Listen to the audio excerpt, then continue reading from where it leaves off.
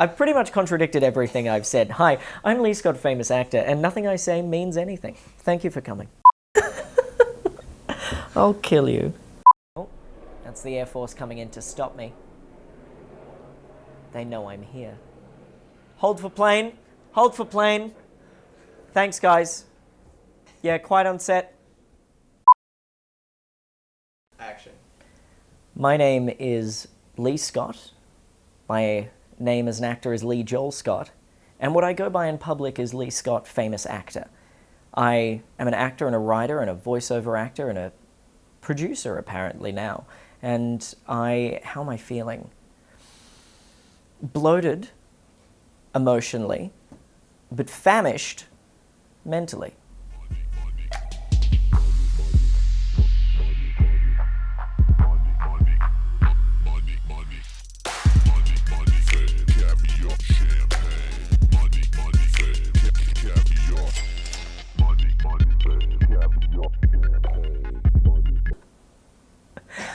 Of all the creative things you do, what do you like doing the most? Of all the creative things I do, I'm just going to pull my shirt. I want to look handsome. What do I like doing the most? That's difficult. I like acting, writing, and voiceover, all for different reasons. Acting, I find the most frustrating because all of the work is hard to get. But going into a waiting room before an audition for a theatrical role or commercial, I find very demeaning. I should be rolled out the red carpet for. But writing I find difficult as well because I don't... it takes a while for me to start writing rather than staring at a blank page or going onto YouTube and looking up unlikely animal friends. And voiceover is difficult for the pure reason of the amount of people doing it. I have a lovely voice, and I would listen to my own voice on repeat forever, but I'm waiting for other people to give me a good enough paycheck to do that. The other part of your question was, what do I find the most rewarding, or what my favorite is? I would say, honestly, my favorite is voiceover. I love voiceover. I remember when I first did voiceover, was at a class. A friend of mine suggested I go to this weekly class with this agent. So I went in, and the first time I stood in the booth, she said, Leigh Scott, I walk in. Actually, to be specific, she said, Leigh Scott, famous actor, it's your turn. And I said, thank you. And I walk in, I stand at the microphone, I look at the page in front of me, and it was like that scene in Harry Potter where he gets his wand, and like that music. I was like, oh my God, this is what I want. This is what I want forever. And it was pretty amazing. Plus, I like being locked in a padded room and screaming at myself. So, great. You live your art. Yes. Yes. So when it comes to getting to creating things, yes, is there something that you do to get into the right headspace to do that, or you just have to do it? It depends on my time frame. Like with writing, if I have, I can hammer out a 120-page script in 7 days if you dangle a paycheck at the end of it. But if it's just my own thing, I'll end up rewatching Parks and Rec on repeat. Like it's hard to self-motivate, I think. But I'm getting better at it. I actually started a few months ago. I started doing it again, but a year ago I was doing it for 6 months. My friend Eric sent me this book called Miracle Mornings, and it's about getting up at 5 in the morning and in like 5-minute increments doing meditation and affirmation and visualizations and stretching and exercising and having a big glass of water and brushing your teeth, and like it's very methodical. And I find when I have a structure, it's much easier for me to create, I suppose. Although getting up at 5 a.m. is a pain in the ass. I gotta tell you, Andy, probably the thing I get most jazzed about with ComicCon is seeing the fans. Oh, they're the best part. Absolutely. Me too. Yeah, we always have a blast there. Yeah. Every time we go. Oh, here we go. Okay, the hell was that? Sir, what's the problem? Here we go with the comedy bits, making fun of all the nerds down at ComicCon, right? No, not at all. I don't think we do that. Every year we embrace the culture in various communities present at ComicCon. We really do. You're just setting me up. Typical straight male aggro stuff. You know, I'm telling you, we respect the fans at Comic-Con. They come to our shows and they enjoy them. Okay, okay, I get it. You're threatening to kick my ass.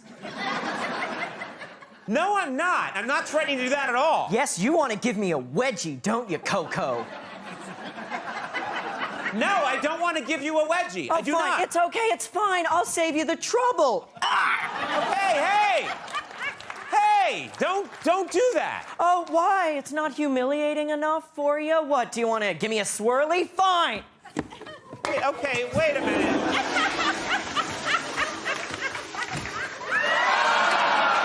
My next question Yes, is, proceed. do you do anything to, work out your mind?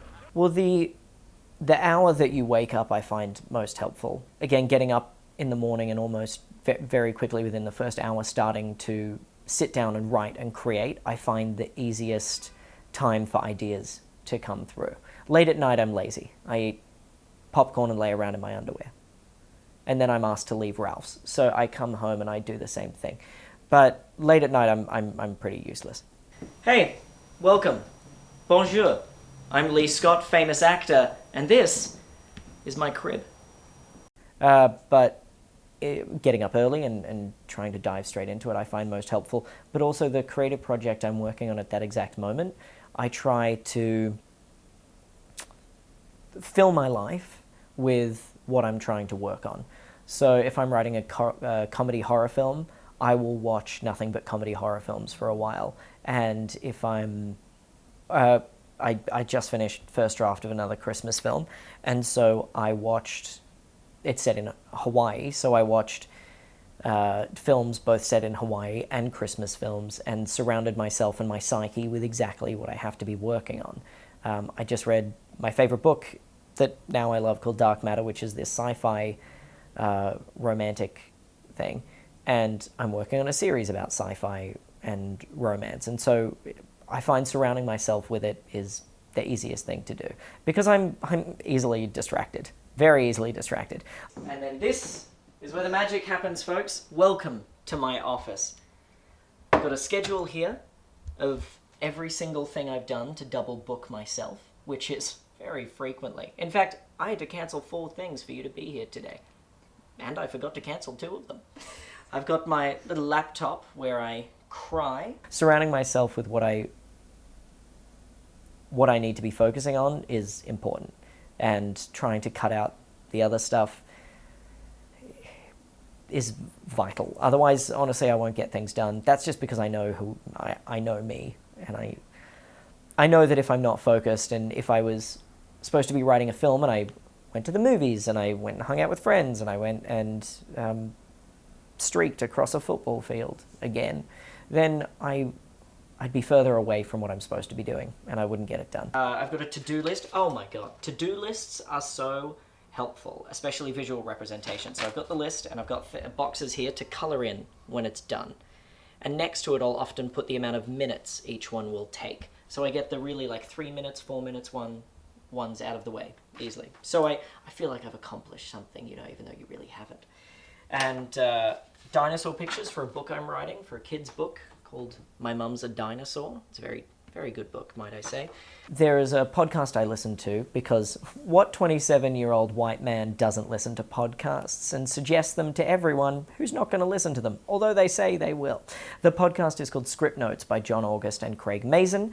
Craig Mazin just wrote Chernobyl. John August just wrote the original script for this Aladdin remake that Disney did. And they're both phenomenal. And John August does a thing called... I think it's the Hour of Power. I might be getting it wrong, but he announces on Twitter 5 minutes beforehand, he'll say, I'm about to go for a solid hour. Who's going to join me in 5 minutes?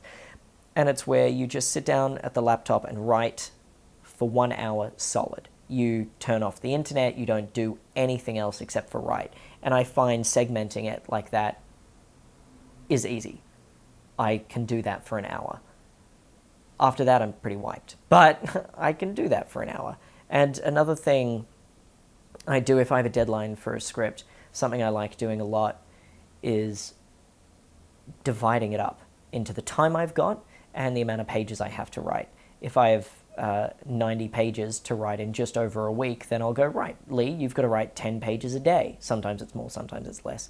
But when it gets closer to the date, I'll divide it up into scenes I have to write rather than pages, because it gets a bit trickier. Saying I've got to write the scene where he falls over and he wakes up in hospital. I can do that today.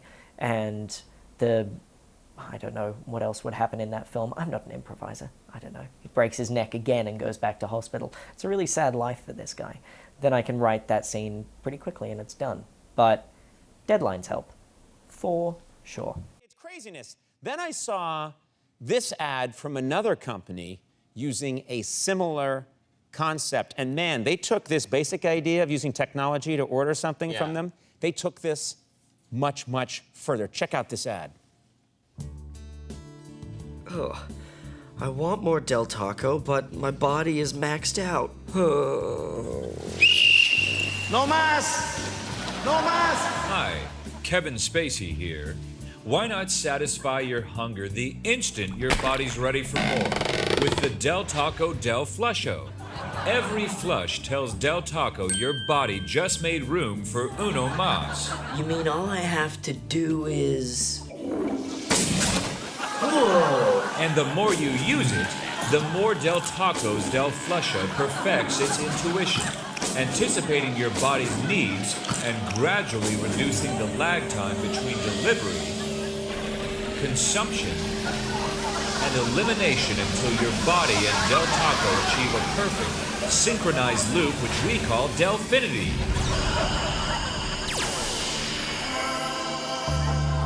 What is Delfinity? It's a gateway to a higher plane of perception, a place where past, present, and future blend seamlessly. I'm a baby. And the meaning of human existence is revealed within a multiverse where all reality and reason melt away, giving you an unencumbered vision of the infinite. I'll swallow your soul. Plus, half off our new Crunch Tada Tostada. And try our body-activated soft drink dispenser, the Del Taco Del Wizzo. Del Taco. Oh my God, what have we done? Pretty cool, right? Delfinity!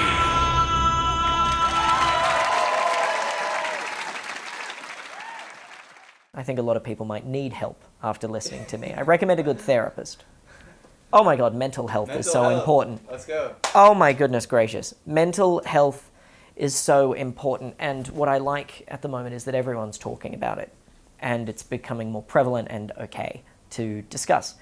One of the things that helped me the most was going to a therapist after a really bad breakup, and she helped me deal with that. I'd never been to a therapist before, and I was so ashamed of going to a therapist that I went to my general practitioner, my doctor, to get a prescription for a therapist or something. I don't know what he did. A recommendation. There we go. Thank you so much. I'm a writer. So I went to the GP incognito because I didn't want anyone to know it was me and I was there. I wore a baseball cap and I took my glasses off because I didn't want I walked into things because I'm blind, but I didn't want anyone to know it was me. Good thing I was at the doctor. I broke my nose on a door. But even this therapist that I chose, they had her details and her address and whatever, and I chose a therapist that was way out from anyone I knew, and I drove the back streets to get there because I was so ashamed of going and seeking help. I didn't want anyone to see me as someone who isn't confident or able to handle situations, because again, I like meeting new people and having again, going back to the very deep-seated psychological, I need people to love me. Enough about my adoption.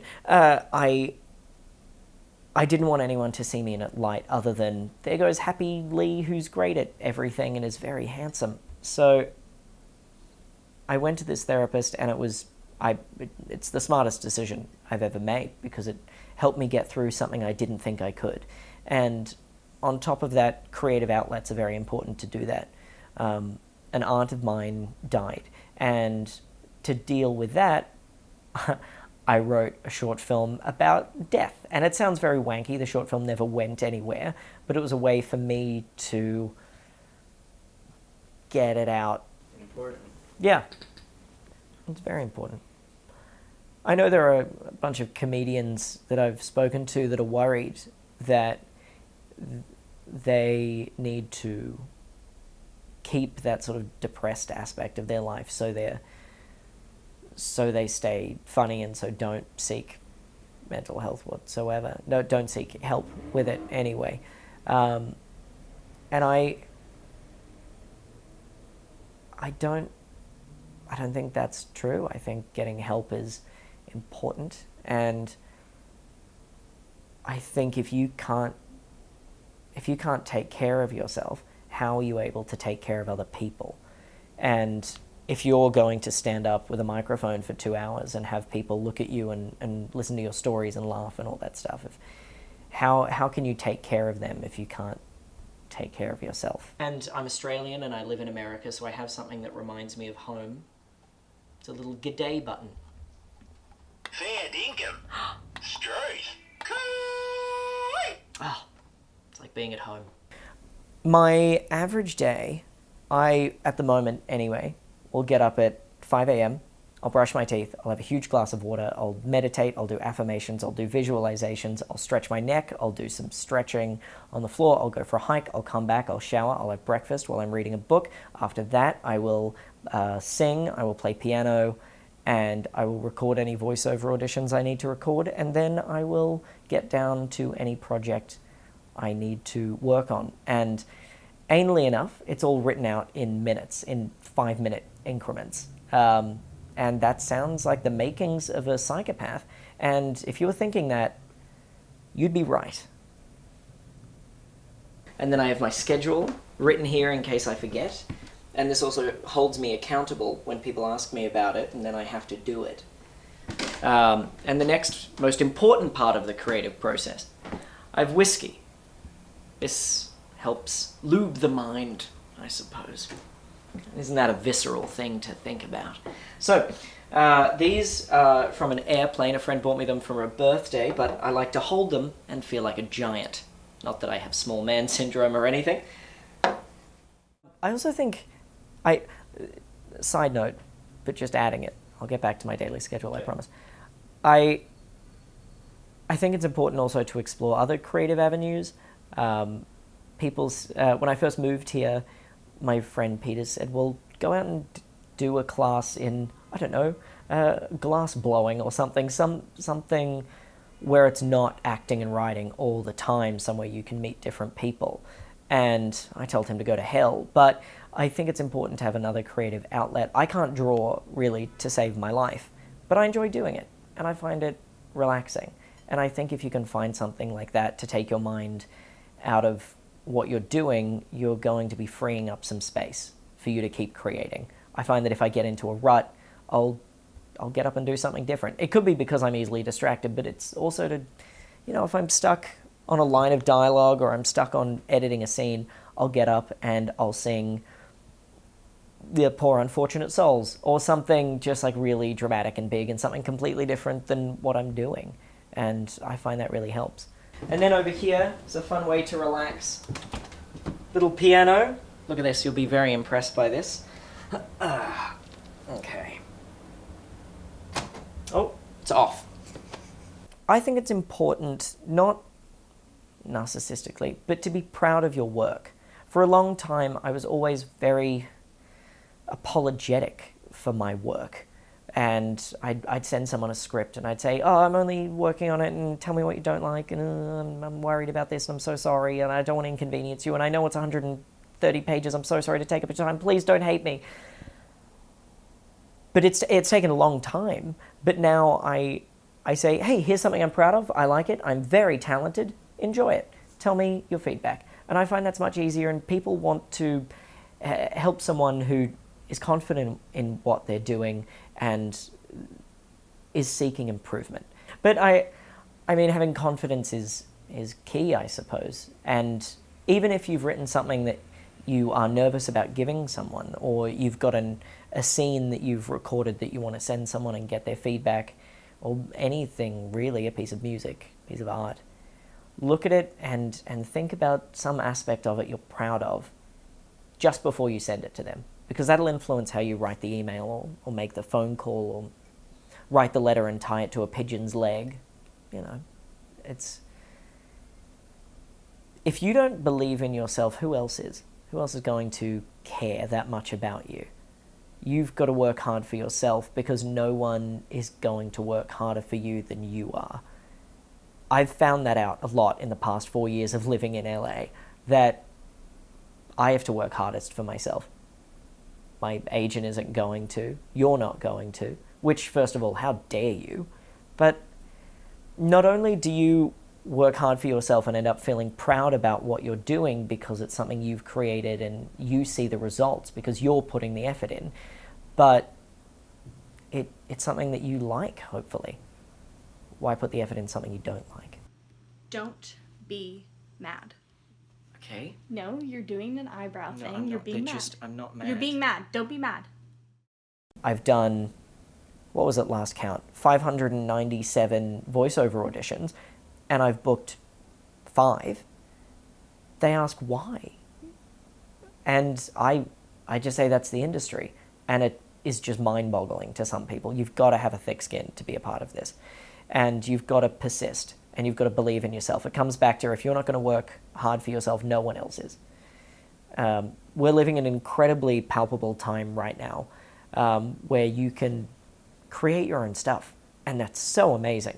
I created my own stuff. Check out imdbcom/Leigh-Scott127. I don't know if that's my IMDb link. Don't hold me to that. But I've written web series and come up with a talk show and features and stuff, and it's just running on a treadmill, constantly getting stuff done, and with each piece you improve. And I look back at one of the first things I wrote, and A, hilarious, B, poorly written, but I've improved since then. I wrote something and I laughed at my own joke and went, well, it's good enough, move on. Evidently it wasn't, it's a piece of shit, but since then it's gotten better. Less shitty. Nothing's ever great, it's just less shit. I suppose that's the entire industry. What do I do? I was going to get up and shake your hand Oh. on camera. Because I did that in the past too, but I could switch it and not do that this time. I want you to shake my hand. Okay. It's very sweaty. Thank you very much. Thank you. Oh my goodness. Appreciate it. I didn't even stand up for that because I'm higher status than you. And you're mic'd up. You're welcome. That's true.